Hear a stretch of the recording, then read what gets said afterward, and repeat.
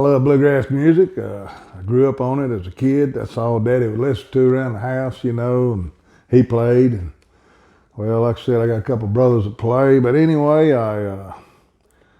you know, I, I couldn't play anymore because my shoulder hurt. And luckily, thank God, I got hooked up with Dr. Hagler. And, he fixed my shoulder, and now I'm back to playing and happy. Life's great.